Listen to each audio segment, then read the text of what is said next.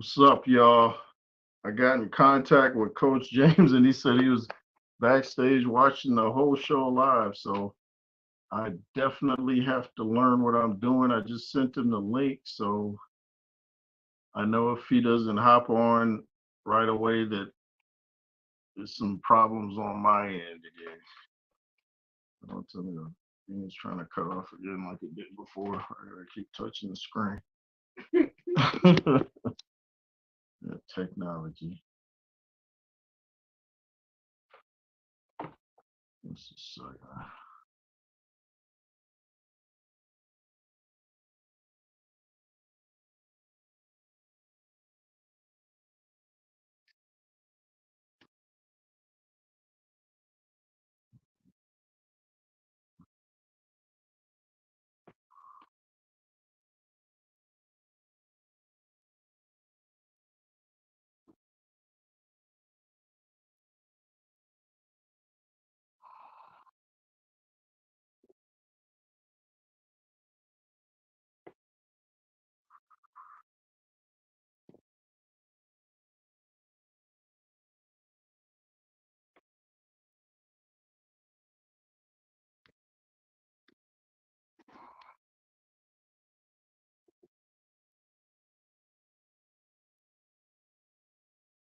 What is going on here?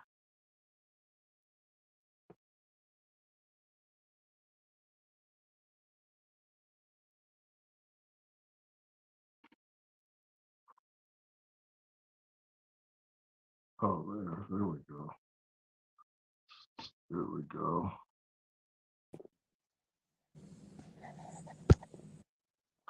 There we go.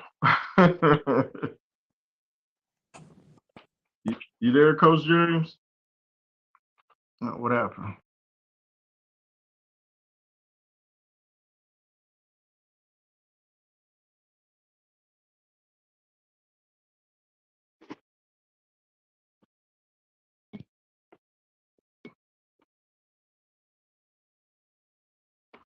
I saw you, Coach James. Where'd you go? There you are. There you are.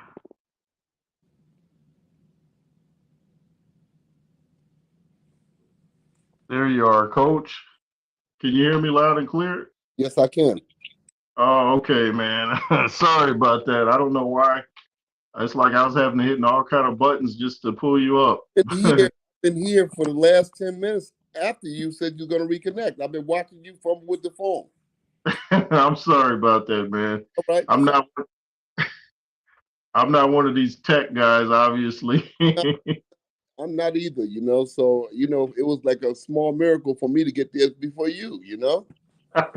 I got you on that, man. I like the beard, man. I like how you got the beard. Yeah, I just get too lazy to shave sometime. Looks good, man. My son tells me all the time, my son says leave it, but I don't like the grooming. I feel. It's easier to shave it off. Oh yeah, yeah. But I Well, it like looks good on you, man. brush it and comb it and oil it, so I don't be all Steve Brody somebody. Yeah, I got you. So, man, the floor is yours, man. I know your fighter Vlad Sarenko's just coming off of a knockout victory, man. You can start off with that or Yeah, whatever else. yeah, it was something to get Vlad Sarenko back in the mix. He had been out for 2 years and 4 months. He's overcome his injury and stuff. Now it's time to go to work. So he's lost 2 years, 4 months of his career. Just can't get it back now. He's got to just keep going. There's nothing you can do to get it back. You just got to go to work now. Yeah, absolutely. What round did he get the KO in? Oh, I think it was the third round. It was just something to get back in. Every Right. fight, every fight is a dangerous fight. You know, when you sleep, then you'll be sleep. So you have to pay attention to every opponent.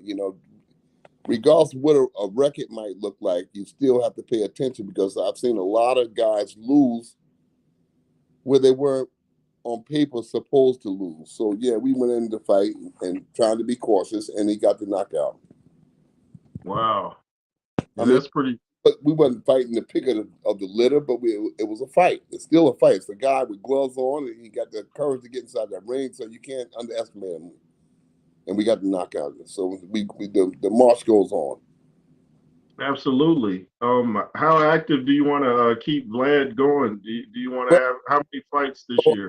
I want to do the Mike Tyson now. You know, I remember Floyd Mayweather saying some time ago when he was coming up in the ranks. He said, I'm ready to fight the best fighters out there. And if I can't fight the best fighters out there, I'll fight those guys that's right under the best fighters out there. And if I can't fight them, I'll fight the guys under them, you know? But I've got to stay active. I want to stay active and keep moving. And that's what I want for Blasterenko. Oh, absolutely. Blasterenko is a good fighter. He's a good fighter. He's a good person. And he's one of the easiest boxers that I've ever worked with. I mean, Vladimir Klitschko, he received information about boxing very easily. Very mild mannered guy, easy to train, easy to talk to, easy to communicate, easy to get your point across to him. Lennox Lewis was an easy guy to train because he received knowledge. You know, you could sit down to him and you could talk boxing with him, and they would listen. They weren't arrogant guys. Vladimir Klitschko or Lennox Lewis, they were not arrogant guys. Um, I was the original trainer for Jamil McCline, and he was a tough guy to train. He was Wow. yeah, he was a tough guy to train because Jamil McCline always wanted to do it the Jamil's way. Wow. So that makes the job, that makes the trainer's job very difficult. You know, I mean, Yeah. not to say that that's wrong, but it's wrong in light of you're trying to teach somebody and the other guy's trying to learn something. Jamil McCline uh, turned pro with no amateur experience. Wow. So so I'm just making scenarios about for me what was easy and what was difficult. It was difficult to train Jamil McCline. Wow. I never knew that. I also trained Shannon Briggs. Shannon Briggs was tough to train in that Shannon Briggs just had all kinds of ideas about how he wanted to do something. Again, it was difficult to train him. It was difficult to Wow. catch his attention because they always had their idea about what they was going to do and what they wasn't going to do. Oh man. As opposed to Lennox Lewis and Vladimir Klitschko, I'm just making the two comparisons, and it was very tough to train those guys. You know, for me anyway. Well, I guess that explains why the Lennox Lewis and the Klitschko's are up here, and the people that didn't want to listen never made that level because they didn't want to listen, or why pay all that money to a trainer if you're not going to listen to what he has to say? I never understood Oh that. God, they were tough guys to train. It's, especially Jamil McCline. Very tough to train. Very hard for me to train him. Wow. For me, Did did he just huh? would he just not did he just not want to work out, or he just didn't follow instructions well? No, it wasn't that. He just had his own ideas about how he wanted to do it. And I would say, no, Jamil, this is not the way it's done. It's not I'd have to preach and preach and preach and preach and preach and preach and preach. And I said, fuck it, man. Excuse me expression.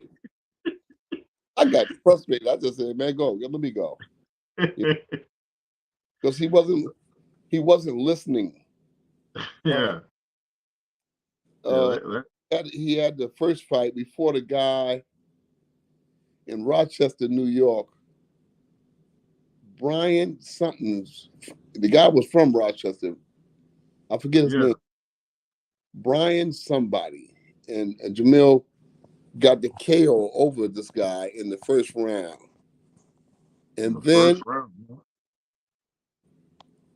I can't think of the guy's name, Bryant something, but the guy Yeah. was from Rochester. We were brought there to lose, and Jamil knocked him out. Jamil knocked him out in the first round, cut his eye, and knocked him out in the first round. And Wow.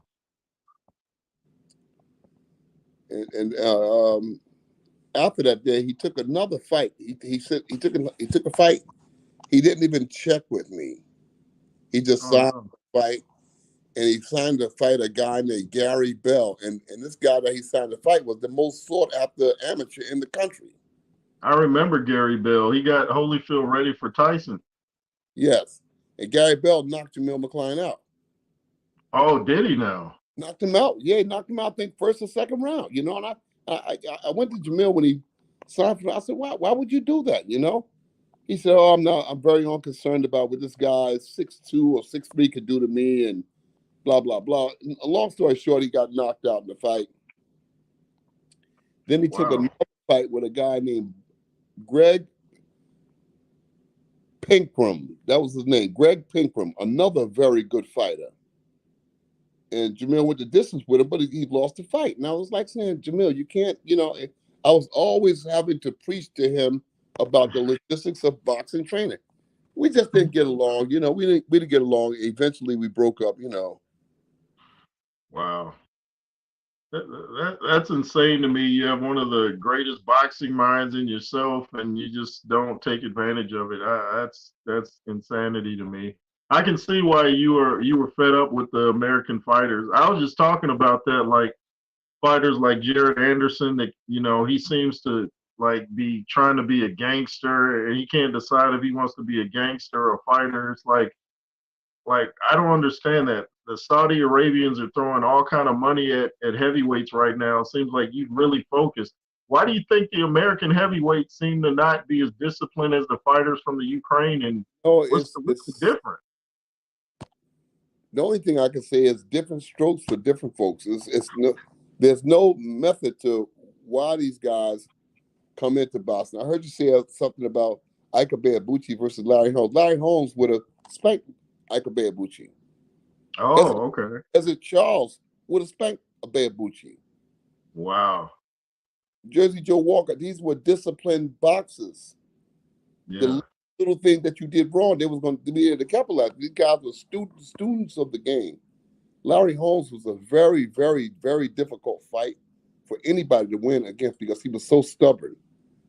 Larry Holmes was a stubborn guy. I was there in Muhammad Ali's camp for about 3 years, on and off. I was in and out of the camp, on and off, and Larry Holmes was always there. And Ali used to be putting it on Larry. Ali would be putting it on Larry, man. He'd be putting it on him, and Larry wouldn't stop. Larry was stubborn. Wow. A lot of heart. He had a lot of heart. I was there in the early days when Larry was coming up. Yeah. I was there in Landover, Maryland. He fought a guy that Red Fox used to manage him. Red Fox? Red Fox used to manage this big guy, and Larry Holmes fought this guy on the undercard to Muhammad Ali versus Jimmy Young in Landover, Maryland. I think it was Roy something, but Red Fox was the guy's manager, and everybody thought this guy Roy was going to do a number on Larry Holmes. Larry Holmes went out there and performed.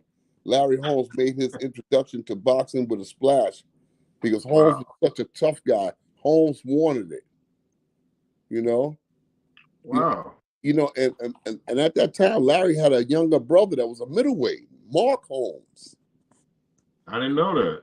Yes, he had a younger brother that was a middleweight, but you can't just look at people. I have people all the time who look at other people and think that they can emulate other people and be like other people. No, no, no, no. Boxing, you got to be born for the sport, and if you're not born for it, you better get out. You better go get a job. Yeah. Mark Holmes didn't last no time. He got in. I think he fought a guy named Collins, a European guy. Collins. I forget the guy's name. You can look it up. Mark Okay. Holmes. Look him up. And he fought a guy named Collins. And Collins put it on Mark Holmes. And after that fight, I never heard from Mark Holmes again. Wow. I mean, he may have had some more fights, but Mark Yeah. Holmes couldn't cut it as a professional boxer. He couldn't cut it. What you just said is something I've been saying about you have to be born to do it. And that's why I keep telling people Mike Tyson, if it's a legit fight, will destroy Jake Paul. I was like, boxing is in Mike's DNA. Jake Paul just woke up one day and said, I'm going to try this out. If this is a legit fight, I don't care if Mike Tyson is 90 years old. I think he'll destroy Jake Paul. How do you see? You might disagree, but I think Mike got this. I think youth is going to be the winner in this fight. Mike Oh, Tyson do you? Tyson is just too old. I think Really? You? Jake Paul's going to run, slip, slide, and stay to the side, and all that greasy kid stuff, and win the fight on a decision. You know, Wow. I think Mike But Tyson's rust, age, all of that stuff. You know, you never can tell. Mike Tyson took some tough beatings in that ring.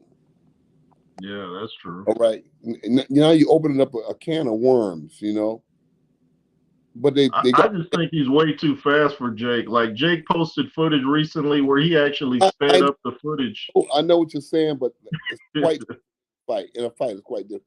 And what he Yeah. got 18-ounce gloves on it, headgears and stuff. Oh, I hear there's no headgear, but there will be 16-ounce gloves, but no headgear. Yeah, yeah. I mean, if Jake Paul moves and grooves and stay out there, he can win the fight on decision. Because I Yeah, think Mike Tyson is opening a can of worms. You know, he can work out in the gym. Like I say, you can look slick and all this stuff in the gym, but in the fight, it's totally different.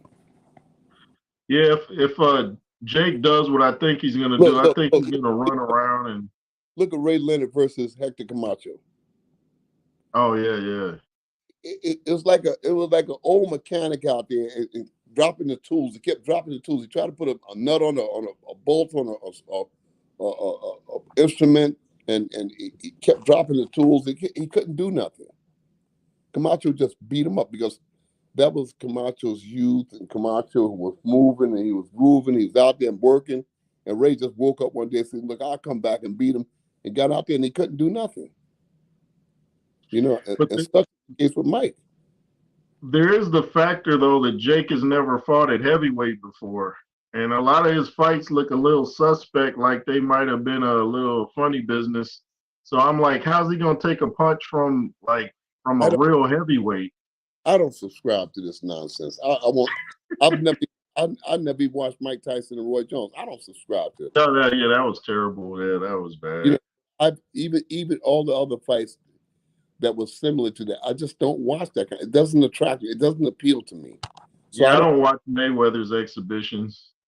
I don't watch that. That's nonsense. Those are money grabs and sensationalists. Fans that are sensationalists, fans that need something to talk about. Those are the person that buy that crap and sit down and watch it and debate it and stuff like that. I don't pay attention to that nonsense. I'm a boxer. Wow. You understand? I'm a boxing purist, and I don't get that kind of stuff. Doesn't excite me at all. That's probably why you and I both picked Joshua to destroy Ngannou, and that's just what happened. Yeah. I didn't buy into that. I just didn't see Ngannou doing anything with Anthony Joshua. I didn't either. Joshua had paid his dues, and Joshua can punch. Don't mistake. Don't mistake. He can punch. He can do. He got power. Yeah. You know? And he wasn't. He's not no walk. He's not no walk in the park. Joshua can fight. He's a professional fighter, and he's been through it. He's been through the numbers. In my mind, Absolutely. Joshua is a legitimate professional fighter. What do you think about Ngannou's excuses lately that he was sleepy? He's trying to imply he was drugged. Then he said they tricked him and he came to the building too early. I was like, dude, don't start with the you got drug stuff because he looked like he was full of energy until he got hit. So did you hear him talking about all these excuses? No, I didn't hear it, and I didn't pay attention to it. Yeah, he's got more excuses than he sounds like Deontay Wilder when he lost to Fury. He's just like I was Yeah, he sleepy. got more, like they say, he got more excuses than Carter got liver pills. Yeah, absolutely. I call them excuses Ngannou instead of Francis Ngannou. Yeah, I But mean, he came in. He came in and stole $20 million. yeah, that's what he did. He stole it. I think we all got a well, not we, because I knew he was gonna get knocked out, but I think a lot of people thought what he did to Fury, that was going to happen to AJ. I was like, nah, that's not going to happen. It's a different fight. No, no. What did I tell you? I said that AJ would dispatch Ngannou inside of 7 rounds. I Yeah, thought Ngannou was going to have enough sense to wrestle and maul and brawl with AJ until yeah, AJ knocked him out. That his maul and brawl was only going to go 6 to 7 rounds, and AJ was going to knock him out. But AJ got him out in 2. But I said yeah. inside of 7 that he would get him, and that's what happened. Yeah. And then he walked right into that last But shot. It's like, but but he just the, walked right the into it. promoter had a lot to do with that. All right, the promoter had a lot to do with that. You Yeah, Because off this win, Joshua looks sensational doing it, and then you can go to the media and the fans. Oh, you see what he did now? He's ready for Fury. So the promoter played a big part into making that fight, and off that there, they're going to try to launch him into a fight versus Fury. Being hoping that Fury can overcome Usyk, which is going to be a very difficult fight. I think that yeah. very difficult fight that Usyk could possibly. I could see Usyk finally possibly stealing that fight and I win. do too. I got win, Usyk. You know, but What? but the guy is trying to make the fight based off of what he did to Ngannou. He's trying to push Joshua into the front seat. You know what I'm saying? Eddie Hearn is saying, "Oh, this guy is ready. He can beat. Fury and give him another shot at Usyk, and he'll beat that." So Yeah, master at getting this guy in the driver's seat for the heavyweight championship of the world. yeah. Eddie Hearn called it too. He said Joshua would destroy Ngannou. Now let me ask you this though. Like say About Ngannou wanted about time Eddie Hearn was right. If to. you enough, you'll win. Yeah. Yeah, he got one. Like David Hay finally got one right too. He's usually wrong. But do you think you could turn Ngannou into like a top 10 fighter if you were working with him? Yeah, I think I can turn anybody that's listening. I can do it. I can turn him into a top flight fighter, but he has to go through the numbers. He has Yeah, to work his way up. He can't just jump in there with the top guys. He's got to work his way up. absolutely. It should be 5 fights, step by step, that'll take him there. Because he's too old now to go the regular way. How old is Ngannou? I think he's 37. Yeah, that's what I'm saying. He's too old now. And you're switching from one sport to another sport. So he'd have to bite big bites from the apple right now, to get where he's going. Wow. Do you think he could ever mentally recover from that? Because that was pretty brutal knockout. Do you think he can bounce back from that? I don't know. I really don't know. I think Yeah, another $10 million, yeah, he can bounce back. yeah, that's a good motivator, Yeah. huh? Yeah, that was just a nasty. I don't even think Joshua broke a sweat. He just looked like it was a walk in the park. I was like, man, that was really easy. Wow. But let's what do you think about talks of Zhang versus Deontay Wilder? It's a very dangerous fight for Deontay Wilder. I've been saying Styles, that too. Styles makes fights. All right, Styles makes fights. Deontay Wilder's going to be looking to punch with Zhang, and Zhang's going to be looking to punch with Deontay Wilder.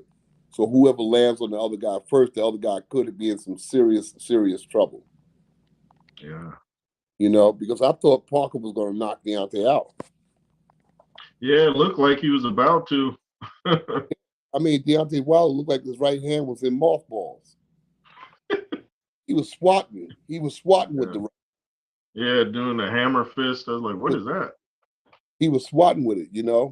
And that's what happens when you lay back, lay and play too long, and then you just take a top flight boxer like Yeah. Joseph Parker. You just pick him out the hat and say, all right, now I'll do it. And Yeah. said, Deontay said, flame on, and nothing happened. Yeah. You know, what is the guy on the Avengers? He said, flame on, and nothing happened. Yeah. And Joseph I, Parker was going for the knockout in that round. I think he won the whole fight. He won every round. yeah, I'd be hard pressed to get Wilder around. You know, so I mean, this fight with Zhang is a risky fight.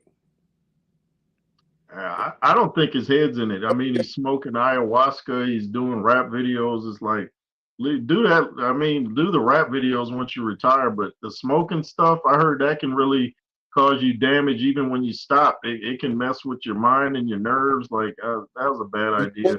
Somebody he say smoking. Yeah, he's smoking ayahuasca, like a hallucinogenic thing. It's a really weird herb.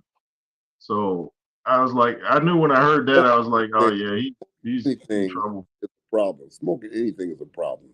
Yeah, yeah, Anything is a problem. I would advise yeah, anybody smoking anything. yeah. You I don't smoke jack. I don't drink. Don't smoke. I don't drink. I don't smoke. I don't do none of it. You know. Nah, I don't do I've that. I been, never had an interest in that. I've been like that many years. I don't smoke. I don't drink. I don't. Yeah, I just don't.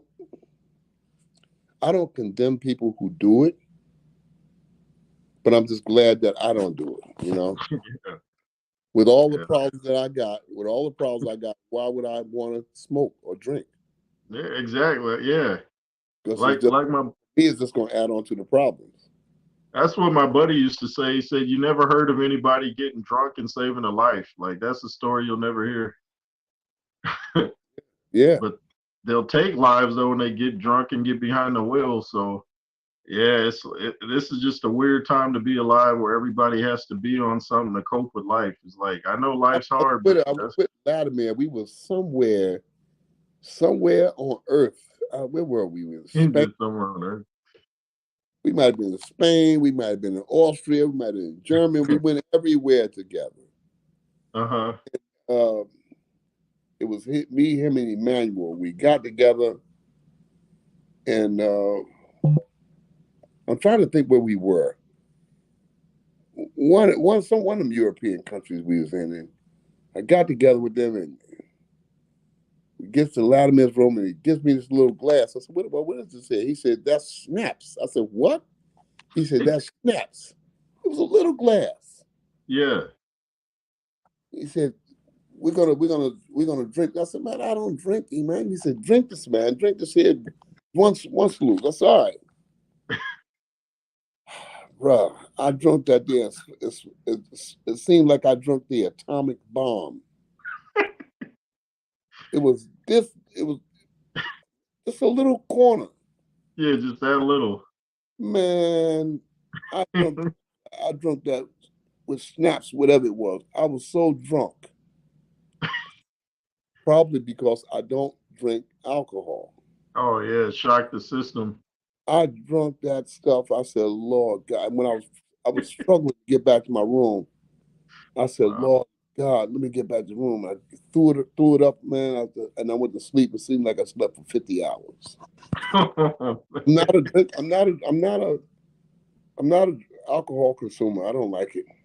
Nah, I've never been. I figured why I don't understand like why do anything that's gonna harm your body. It's like I was saying about the rap music. You never hear songs about I work out and I drink. It's always something that's harming yourself. I smoke, I kill. It's never anything good. Like I Yeah, don't understand. I don't get it.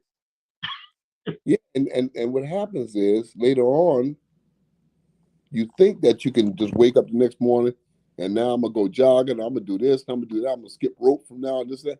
No, it's people who turn away from that kind of life takes them years.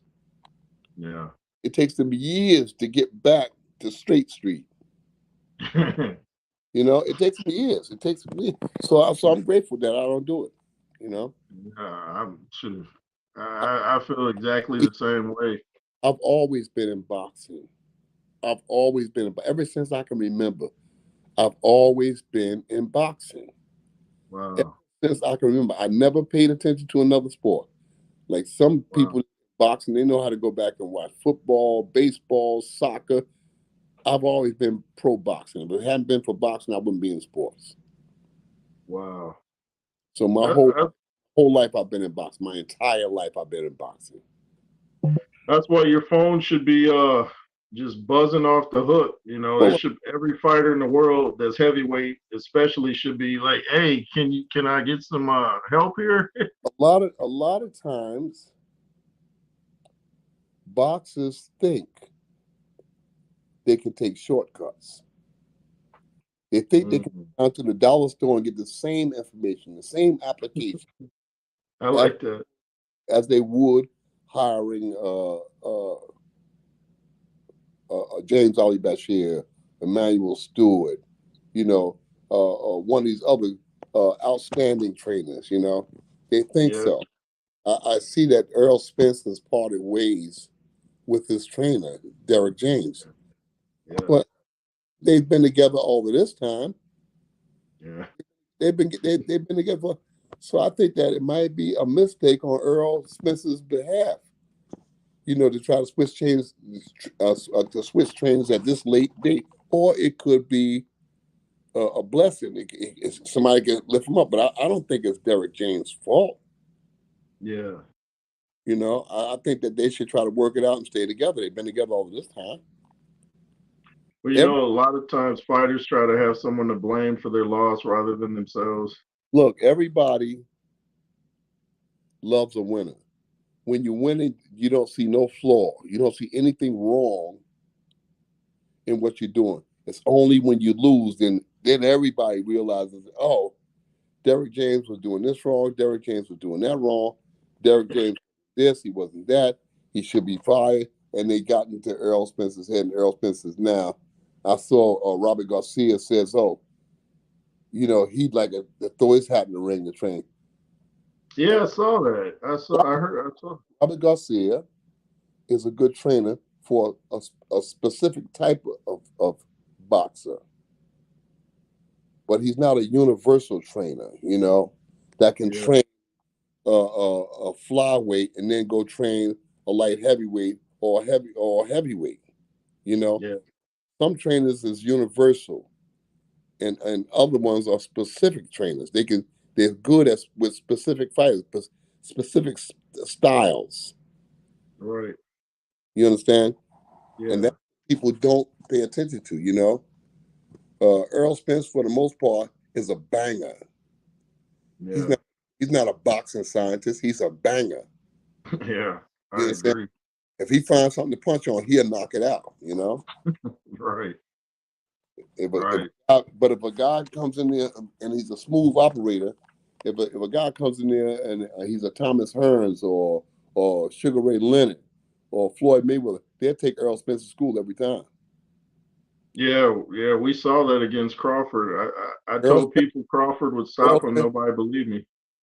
Earl Spence is a big, big puncher, and he's always looking for a place to land those bombs. And if he finds a place to land those bombs, he can wreak havoc on a fighter. He can knock a guy out. He can break him down, knock him out.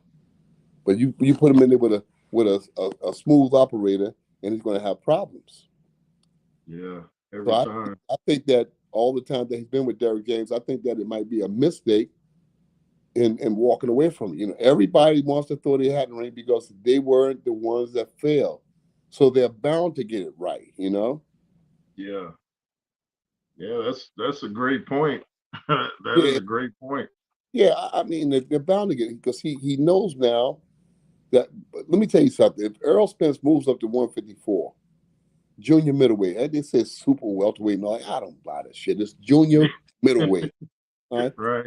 Super welterweight. And they confuse people with that stuff. Yeah, they sure do. Welterweight, no, it's junior middleweight. Right. Plain and simple. 154 pounds is junior middleweight.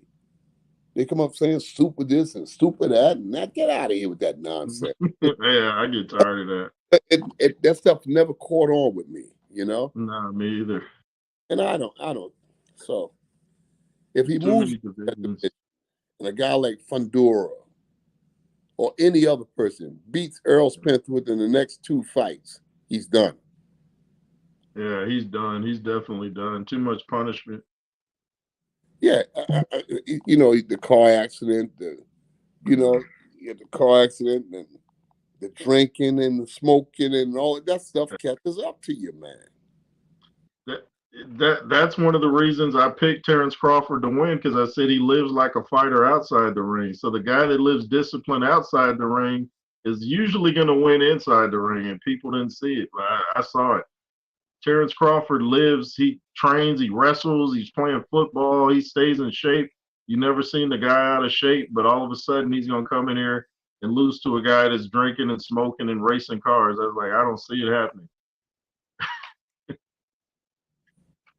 I told you I picked I picked that fight. I said anything between 1 and 7, Earl Spencer's gone.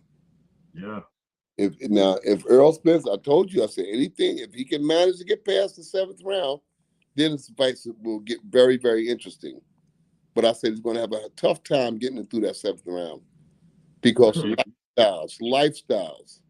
You know, Yeah. Yeah. I've worked. September be 57 years that I've been actively training boxers, and Mm. I'm one of few trainers in the world today that has made a living out of training boxers. I pay my bills. I pay my mortgages. Yeah. I pay for my kids' educations. I did everything, with boxing. Man. You know, and believe me, I suffered some. It wasn't all you know milk and cake. It was work. I had to work. I had to Yeah. make a living in boxing, and I'm grateful to Emmanuel Stewart that he took notice of my efforts and stuff and said, "Hey, man, come on with me." Yeah. Yeah, I was in Don King's camp, and Emmanuel Stewart said, "Hey, man, look, no, you sign a contract with me. Come on with me." And he came to Emmanuel Stewart camp. Emmanuel Stewart sent Jonathan Banks to Don King's camp, where I was actively working in Don King's camp. Jonathan Banks came to that camp and said, Emmanuel said to come to Detroit. Jonathan Banks came to Ohio, Orwell, Ohio, to Don King's camp. That's where he picked me up at. And I went to Detroit. Emmanuel picked me up in a residence out there, and then that was it. I never looked back. Wow. I was with him ever since. I was with him ever since because he took notice to it because I was technical in that I wasn't just going out there yelling, throw the hook or throw the right hand. Telling the guy to use the hook, tell him to use the jab, the right hand. You're doing it for a specific reason to set up other punches. Right. You It's got to chess. you get to just to set up other punches. You're not just doing it just to be yelling instructions and stuff. So I'm Yeah. glad for the time that I shared with Emmanuel Stewart. I was in Don King's camp for a specific amount of time. It's just oh man, I worked with another guy, Sam Solomon, Tommy Parks, Lee Black. You know, Wow. I got some pretty sound knowledge. If you look back on these guys, Lee Black, Sam Solomon, Carmine Graziano, if you look back on those guys' careers, those guys were good trainers. You know, Yeah. um, Absolutely. uh, Tommy Parks said to me one time, he said, if the student never becomes better than the teacher, then the teacher wasn't really good at all. Mm. Oh, that's a jewel right there. Wow. That's very true. And he said, if the student never becomes better than the teacher, then the teacher wasn't really good enough. That's the whole idea about life in itself. Wow. That's It's deep. for the student to become greater than the teacher. But a lot of people get strung out on their reputations and they can't see nobody being better than them. But this guy said that if the student never becomes better than the teacher, then, Wow. excuse me, it wasn't Tommy. It was a guy, Wow. Like, Frank Shirley. It wasn't Tommy, it was Frank Shirley, my first teacher. oh, Frank Shirley. Okay. Frank Shirley. He said the student never becomes. I'm waiting now. I'm zoning out now. But Yeah. Frank said that if the student never becomes greater than the teacher, then the teacher wasn't really good at all. Wow. That's deep, man. That's yeah, because if you just stay at the student level, it's like you never graduate. See, all these here young hotshot boxers, they talking, they're flipping, they're flopping. I like Devin Haney. I like him, but he Yeah, needs to spend less time talking and more time paying attention to what he's doing so he can grow. absolutely. But you're in the gym, you pop up, pop up, pop up, pop up, pop up, pop up, pop up. You know, you got people with mitts that's making these guys look great, but that's not the end of the story. You got to Very true. apply yourself where you can grow.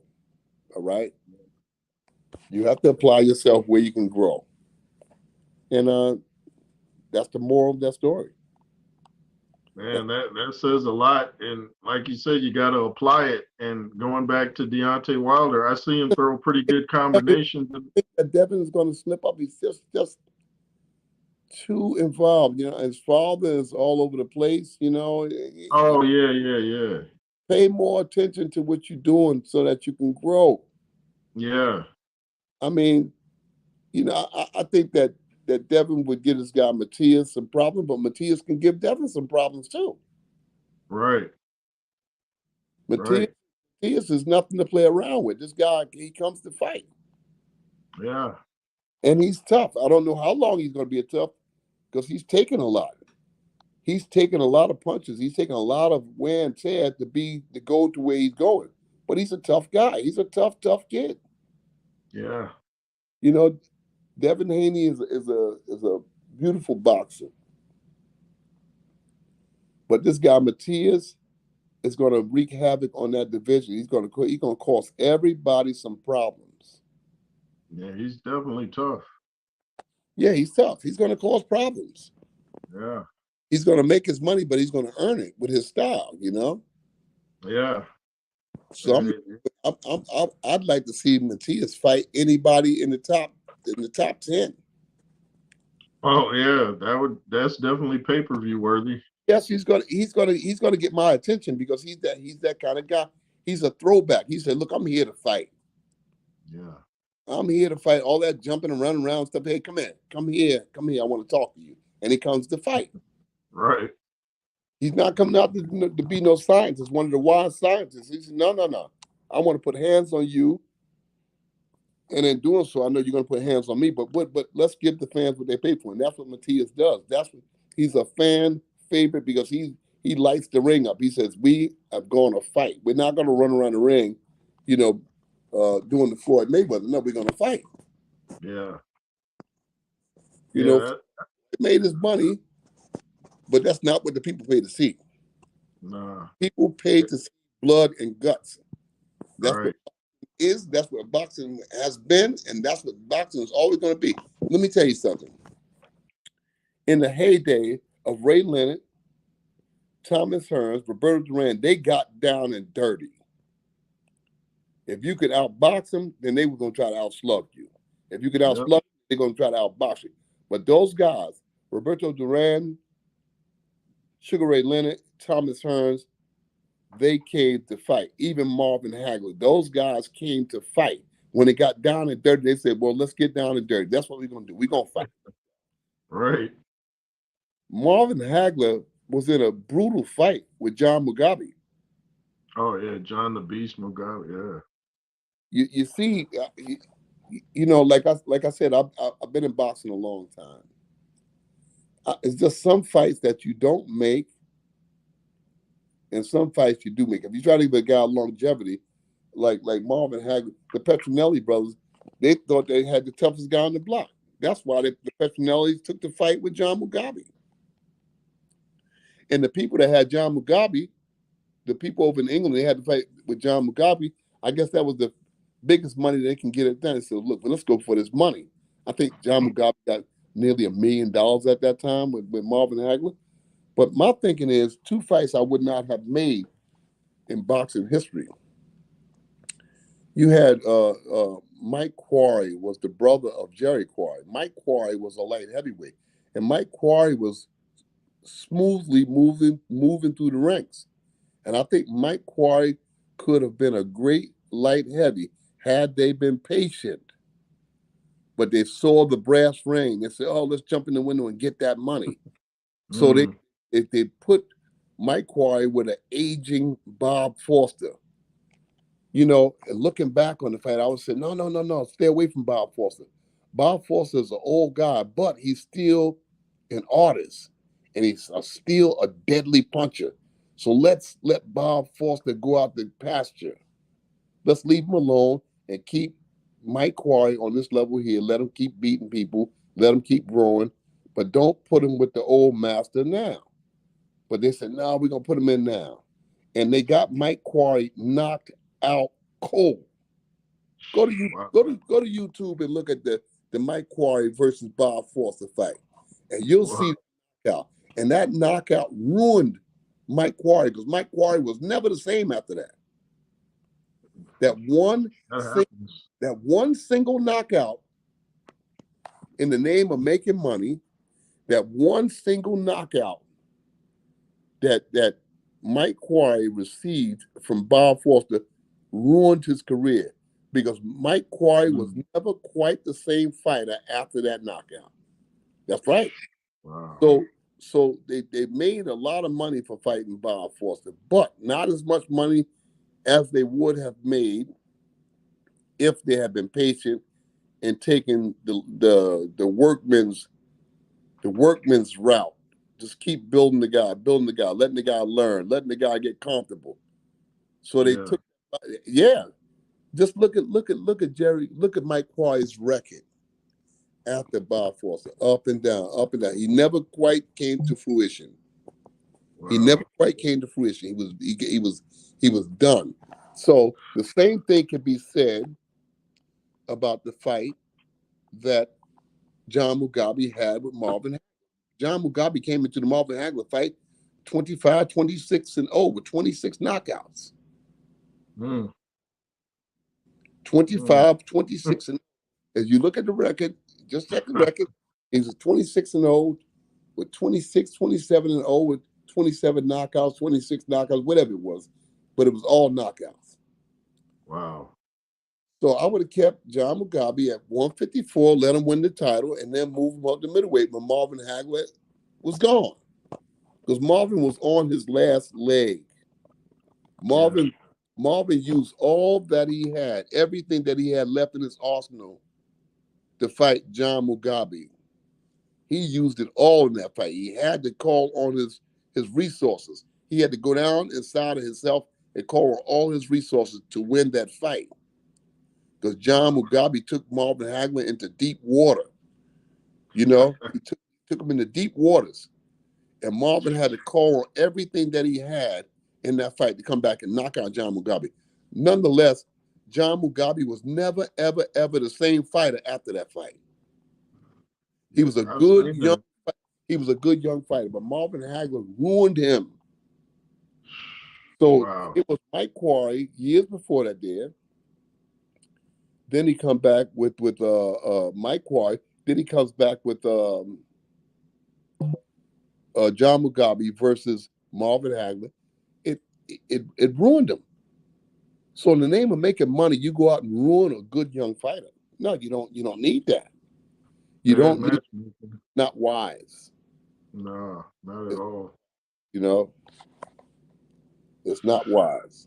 So I I've seen fights where a guy's never the same. I always said right after Riddick Bowe fought Galata the first time, his speech was slurred. No, I think it was the second fight. His speech was slurred immediately after, and I could hear it right in the post fight interview with Larry Merchant. I said he's got some damage. His speech was immediately different, and Riddick was never the same after those fights with Galata. about a fight that I just want to go back to my family. I just Yeah, back to my family. I don't want to talk about no box. Yeah, yeah, yeah. my thinking is We don't need Galata. We don't Yeah, need that was dangerous. Yeah. we don't need him because Galata's style was kryptonite to Riddick Bowe. That's a good way to put it. It was kryptonite because Galata beat Riddick Bowe up in the first fight, and he beat him Yeah, in man. the second fight. Yeah. He beat him up in the first because he was in Styles. When Hmm. people say Styles make fight, Styles truly do. Riddick Bowe in against Andrew Galata. Galata's style was kryptonite to Riddick Bowe because if you look in the second fight, he was beating him up again. Yeah, he was. It looked like a replay. Yeah, he beat him up. Yeah. Then he blew a gasket and did the same thing. Yeah. The guy was, you understand? So Styles makes fights. Riddick Bowe got injured by Andrew Galata. He was Yeah. never he was never the same fighter after that. Nah, he Riddick wasn't. He Bowe, wasn't. Riddick Bowe never came to fruition. He never became the fighter that he was destined to be. He was a really, So really true. good heavyweight fighter. So true. He was a beautiful heavyweight fighter, but he just never got over the hump. Nah. He didn't fight Shannon Briggs. He didn't fight Mike Tyson. He Uh-uh. didn't Didn't fight. fight Lewis. He didn't fight a Bear Bucci. He didn't Nope. fight. He made a career out of fighting Little Evander Holyfield. Yeah, 3 times. He made a Fuck. career. He made a career out of fighting Little Evander Holyfield. Yeah. It's like that's all he wanted to fight. If you look at Riddick Bowe's record, the most outstanding name on his record is Evander Holyfield. Oh yeah, easily. Easily. Riddick Bowe didn't. He didn't. You know, all the other names on Riddick Bowe's record, they just didn't come to fruition. Yeah.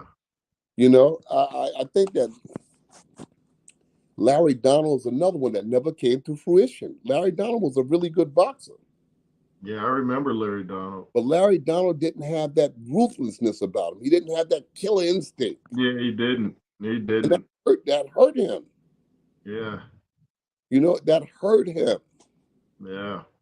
You know, Larry Donald was a beautiful boxer. He just didn't have that "I'm going to rip your head off" kind of style Nah. as mentality. You know, Yeah, because when Riddick Bowe hit him in the press conference, I mean, when he had the chance to fight him in the ring, he just kind of ran around. I was like, okay, here's your chance to get him back.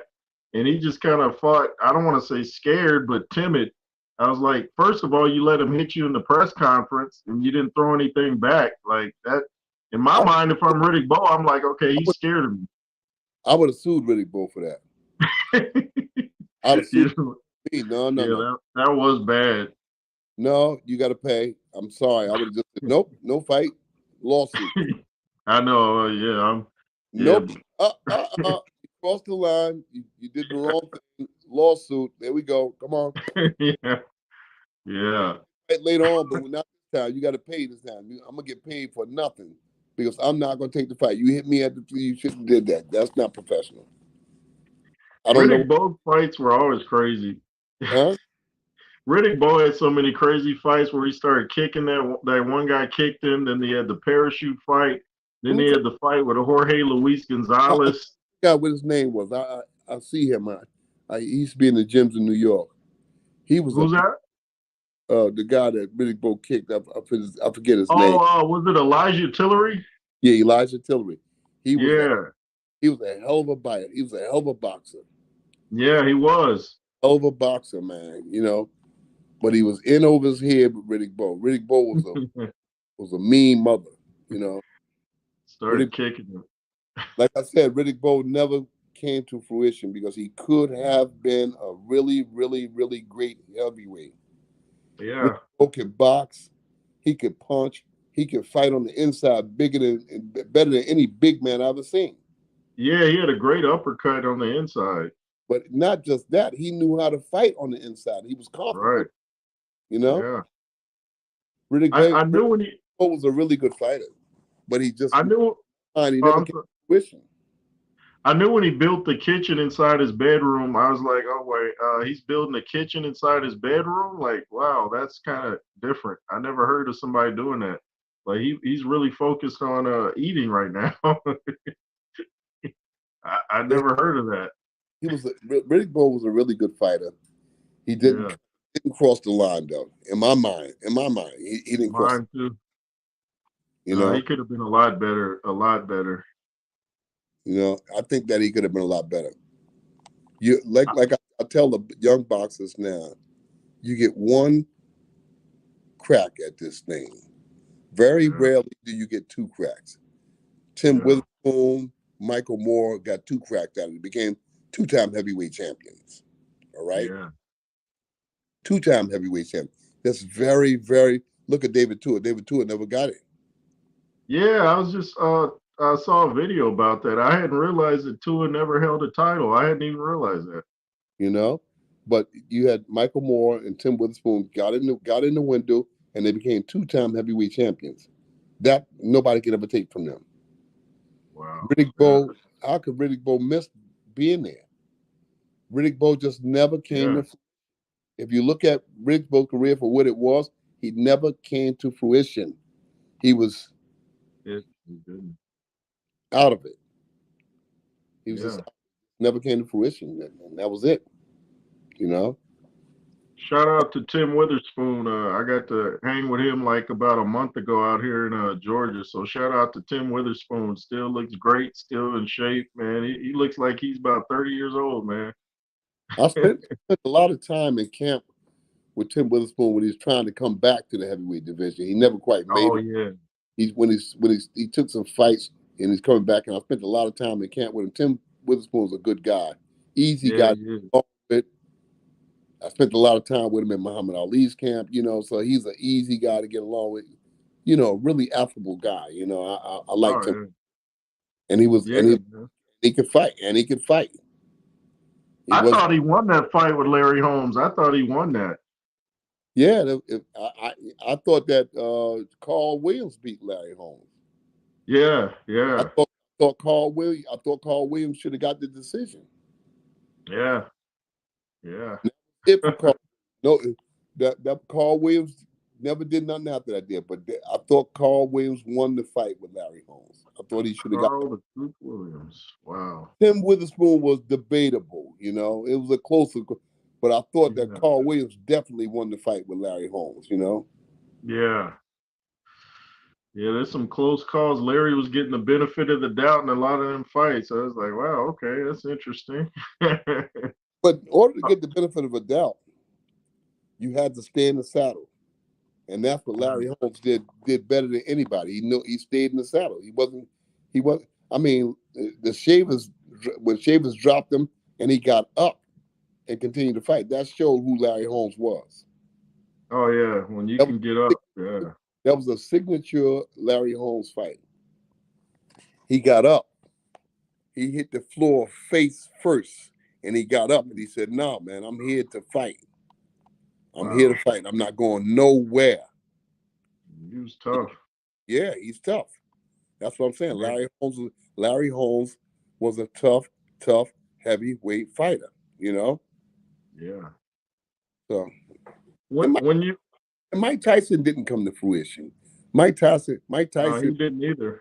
No, No, I think Mike Tyson missed his calling. he I think did. it was very relevant between 20 and 25. After that day, he just squandered his career. Too much wild living. Yeah, he got too wild outside the ring. It got too wild. Yeah, And I know now that Mike being the kind of mentality Mike had, I spent a lot of time with him. A couple of years I was in his camp, with a sparring partner, and I uh-huh. kind to talk with him, and he's a very intelligent guy, Mike Yeah, Tyson. Very intelligent, you know.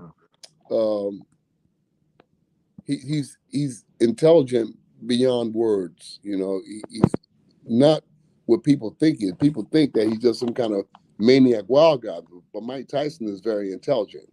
You yeah. know, He reads a lot. He reads a lot. He's read so many books. Yeah, he's real deep. People don't know that. and he's a tough guy. He's not no punk. Oh yeah, definitely. If you're gonna beat on Mike Tyson, you're gonna have to take something too. Trust me. Yeah, Trust me. I was. absolutely. You know. I was there. I was there, and at the time I was working with the heavyweight Maurice Harris, and Maurice Harris was he was giving as well as he took with Mike. I mean, Wow. people laugh at me when I say that. Hey, man, Mike Tyson and Maurice Harris, they used to be setting that ring on fire. They would be going to it. It was going at it, you know. And people say, yeah, yeah, yeah, get out of here, Maurice Harris. I, I was there. I saw it. Wow. I was Wow. there, witnessed it, man. And these guys would be going at it. Maurice boxing Mike Tyson, when Mike Tyson was a deadly force, when Mike Tyson would knock your head off, you know. Right. He was talking, oh, Mike Tyson, he never beat nobody. What are you talking about? Well, people talk, he never beat nobody. What are you talking about? Get in the ring, get in the ring and spar with one of these guys that Mike Tyson. Yeah, really. People try to make themselves sound smart when they say, well, Mike Tyson, you can't, you can't really never really fought nobody. Okay. If you say so, okay. Thank you for being a son. He never fought. Right. Don't be. I guess Jose Revolta, the Cuban. I guess Jose Revolta. I guess he wasn't nobody. You know. Yeah, and who else? Spinks. Who else? Oh God, these guys. They, Razor Ruddock was even tough. You know, Razor Ruddock was a tough in guy. my mind, the Razor Ruddock fights took place 4 months apart. Yeah, you're right. They took place.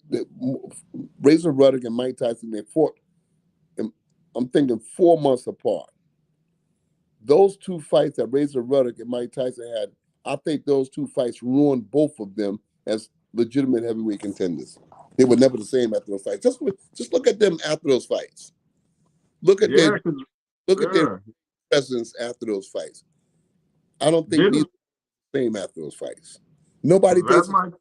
nobody Yeah, nobody Razor Ruddock got knocked out in two by Lewis. So yeah, I think you're onto something. nobody pays observation to that. If you study Mike Tyson, Razor Ruddock, study them fights after they faced each other twice. Now and watch both of them. Hmm. Neither one of them was the same. Wow. Neither Yeah, one of those them are wars. because they put a beating on each other. Oh yeah, They yeah. put a Razor Ruddock was hitting Mike Tyson hard.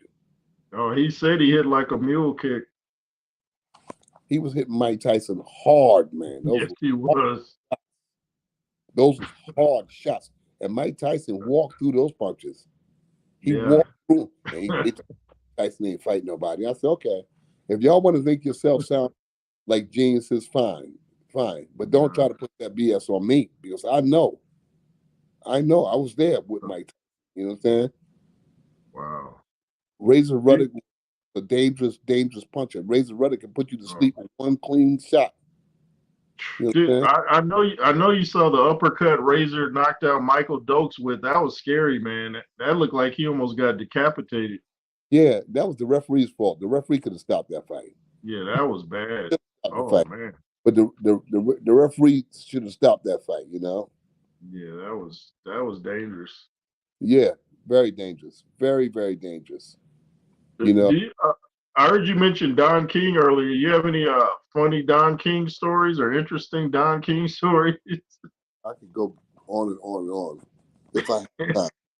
I got to pick up my grandson. It's a good talk. Oh, okay. We could do this again sometime, you know. I got to go Oh, grab. yeah. Okay, no problem, man. No problem at all. The chat loves you. Sorry, you guys, I didn't get to read your questions, but I'll get to them next time. Thanks for coming in, Coach. We can come back. We can come back tomorrow. We can come back tomorrow. Okay, cool. Yeah, just let me know what time's good for you. Yes, sir. Yes, sir. So we could talk sometime tomorrow in the daytime, and Okay.